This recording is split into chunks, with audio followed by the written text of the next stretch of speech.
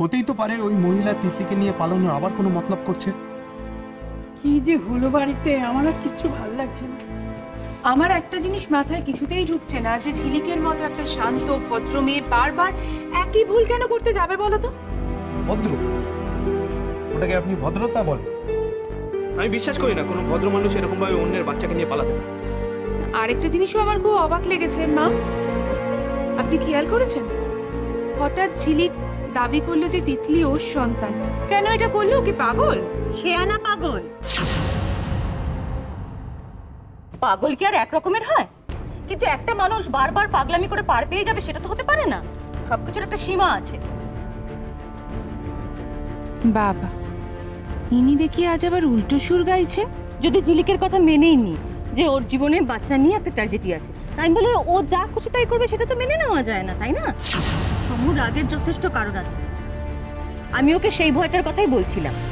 সেই জন্যই বলছি, জেনে বুঝে এরকম একটা ভয়কে প্রশ্রয় দেওয়ার কোনো মানে হয় না। রোজ রোজ একই অশান্তি কার ভালো লাগে? এবার সবাই মিলে আলোচনা করে একটা সিদ্ধান্তে আসতেই হবে। দরকার হলে উঠিয়ে দিতে হবে। দরকার নেই এরকম ফাটের। ঠিক, একদম ঠিক। কমল বাড়িতে ফিরলে আজকে সবাই মিলে আলোচনায় বসে যাবে। দরকার নেই দেরি করা। টেনশন যত তাড়াতাড়ি দূর করা যায় ততই তো ভালো। এই মহিলা তো দেখছি পাক্কা গিরগিটি, রং বদলাতে সময়ই দেয় না। এক মুখে যে কত রকম কথা বলে।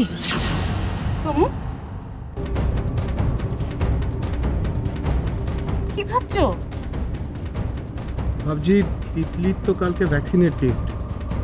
আমি আর গঙ্গা সকালেই ওকে নিয়ে বেরিয়ে যাব। মিটিংটা আজকে না করে কালকে করলেই ভালো হবে। হ্যাঁ হ্যাঁ, সে তুমি যেটা ভালো মনে করো। আমি বেরোই।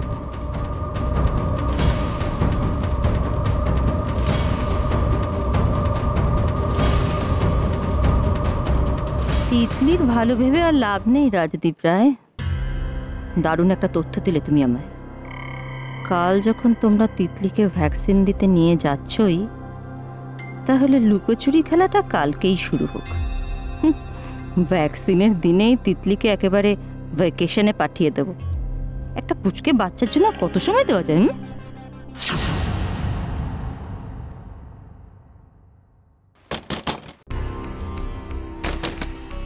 আসছে।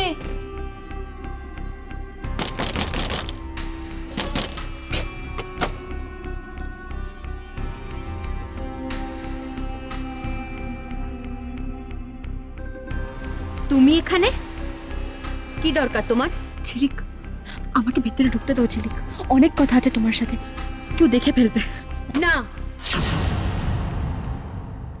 ওরে, তোমার আবার কিসের ভয়? এখানে তো সবাই তোমাকে জানে, মানে ভুল জানে। রাজ তোমার স্বামী, তিতলি তোমার সন্তান। তো কিছু জানার পরেও তুমি এত ভয় পাচ্ছ কেন? ঝিলিক, তুমি একাই সব বলে যেও না ঝিলিক, আমারও তোমার সাথে অনেক কথা আছে, তার জন্য বলছি আমাকে প্লিজ ভেতরে ঢুকতে দাও। আবার তুমি আমাকে নাটকে দয়া দেখাতে এসছো, তাই না? নাকি এবার এটা বলতে এসছো যে তুমি এই বাড়ি থেকে চলে যাও? অবশ্য আমি থাকতে তো তোমার খুব অসুবিধে হচ্ছে, তাই না? অসুবিধে সুবিধে সব বলবো ঝিলিক, আগে আমাকে প্লিজ ভেতরে ঢুকতে দাও। না,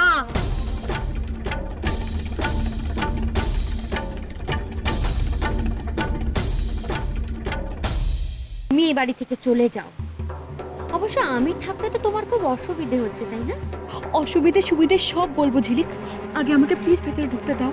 না, তোমাকে আমি ঘরে ঢুকতে দেব না। ঝিলিক, হ্যাঁ, বলা তো যায় না। তোমার স্বামী সমু বাবু হঠাৎ করে তো আমাকে এসে বলতেই পারে না আমার স্ত্রীকে আপনি ঘরে আটকে রেখেছেন জোর করে।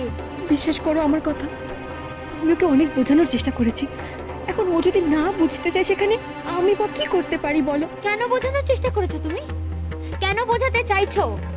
আমার কাছ থেকে সবটা কেড়ে নিয়ে এখন নাটক হচ্ছে, দয়া দেখাচ্ছ আমাকে, করুণা করছো।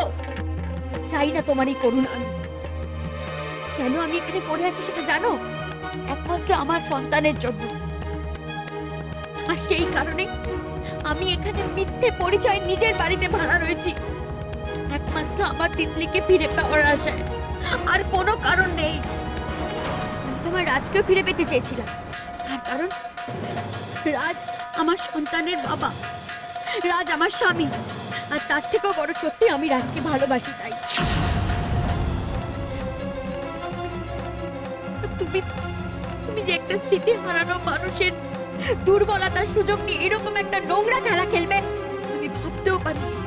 আমার রাজকে ফিরিয়ে নিয়ে যেতে এসে যে আমাকে এরকম একটা দেখতে হবে আমি কখনো কল্পনা করতে পারিনি। ঝিলিক, তুমি যেটা দেখেছো আর যা ঘটেছে তার মধ্যে কিন্তু অনেক পার্থক্য আছে। আমি এই সবটা করেছি তিতলির জন্য। আমি বাধ্য হয়েছি ওর জন্য এসব করতে। মিথ্যে কথা, তুমি মিথ্যে কথা বলবে না।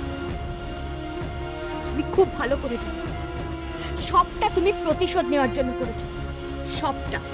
ঝিলিক, তোমার ছোট সাহেবের সঙ্গে আমার বিয়ে হয়েছে, সেটা তুমি কোনোদিনও মেনে নিতে পারো। আমি রাজকে বিয়ে করেছিলাম বাবার মতো, তারপর ওকে আস্তে আস্তে আমি কখন ভালোবেসে ফেলেছি আমি নিজেই জানি না। কিন্তু তুমি সেটা কোনোদিনই সহ্য করতে পারো না। তুমি সবসময় সেটা সুযোগ নেওয়ার চেষ্টা করেছিলে। তুমি ভেবেছিলে আমি তোমার কাছ থেকে তোমার ছোট সাহেবকে কেড়ে নিচ্ছি, আর তাই তুমি এই প্রতিশোধের খেলায় মেতে নিতেছো। তুমি কেড়ে নিয়েছো আমার কাছ থেকে সবকিছু, বলি সবকিছু কেড়ে নিয়েছো আমার কাছ থেকে। চুপ করো ঝিলিক, চুপ করো।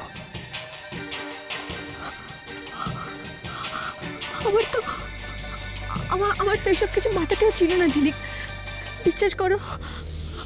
আমি না সবটা তিতলির জন্য করেছি। তিতলির জন্য আমি যে কখন একের পর এক ফুলের জালে পা দিয়ে ফেলেছি না আমি নিজেও জানি না। সবটা তিতলির জন্য করেছি। তিতলি শুধু আমার মেয়ে, শুধু আমার মেয়ে। আমি কিন্তু সেটা অস্বীকার করছি না ঝিলিক, কিন্তু তুমি ওকে শুধু জন্মই দিয়েছো। জন্মের পরে ওকে নতুন করে জীবন আমি দিয়েছি ঝিলিক। আমি ওকে লালন পালন করে চলেছি, সবটা ভুলে গিয়ে ওর পাশে থেকেছি, ওর পাশে থাকছি, ওকে আগলে রাখছি। ঝিলিক, সেদিক থেকে দেখতে গেলে আমিও তিতলির মা। না,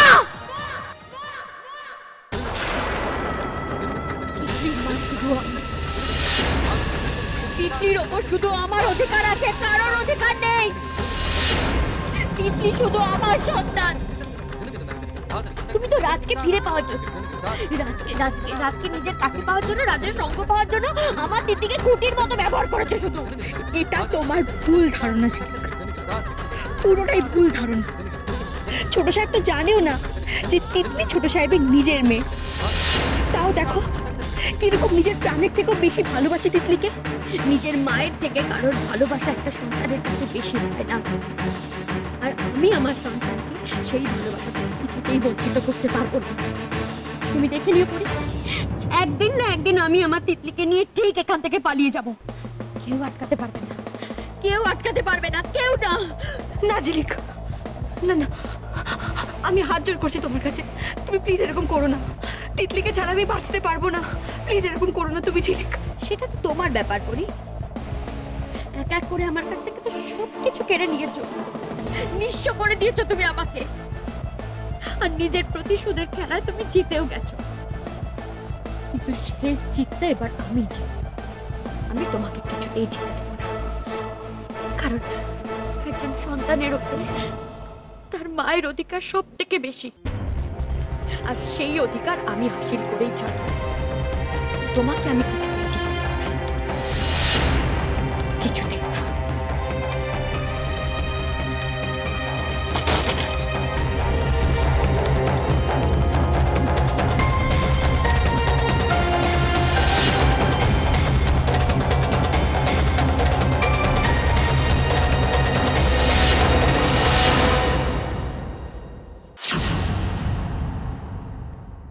হ্যালো, হ্যাঁ, ব্যবস্থা সব পাকা তো? না না না, আমার হাতে সময় নেই, আজকে রাত্রেই শুধু সময় আছে, এর মধ্যেই যা করার করতে হবে। আবার কার কি ব্যবস্থা করতে চলেছেন উনি? কি করতে চাইছেন কি? আমাকে জানতেই হবে, যে করেই হোক জানতে হবে। ছাড়া ঘুম আসি